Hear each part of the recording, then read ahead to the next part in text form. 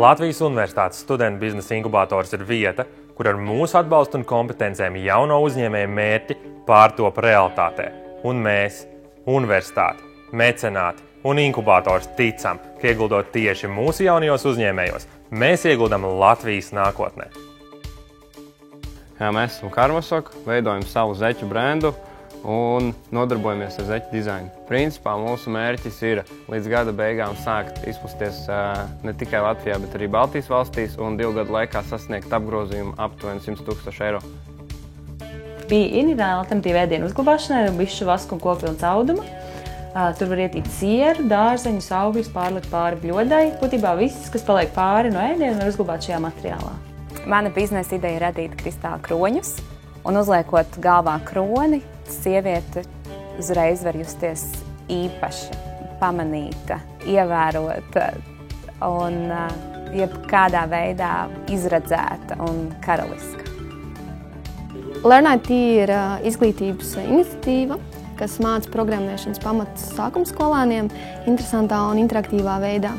Mēs ar šo projektu vēlamies sniegt Latvijas sākumskolēniem modernu izglītību.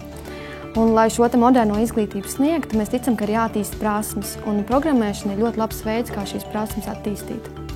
Mūsu galvenais ieguvums no biznesa inkubatora ir struktūra, kā tiktu no idejas līdz gatavam produktam.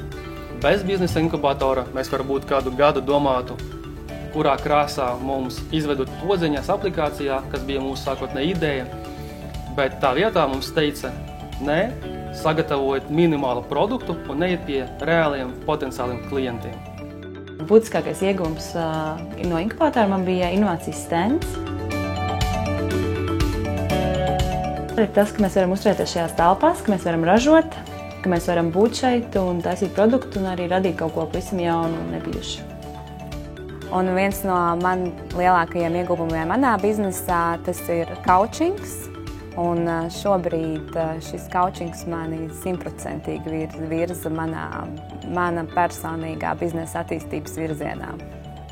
Palīdzēja prototipēšanas studijā ar 3D printeri un visām tām sniegtajām iespējām. Viens no lielākajiem ieguvumiem no inkubatora mums bija grants. Tas mums ļāva iegādāties ražošanas iekārtas, 2 mums ir šobrīd, kas būtiski mums izmainīja apjomus ražošanas. Mēs daudz ātrāk varam saražot, līdz ar to vairāk pārdot.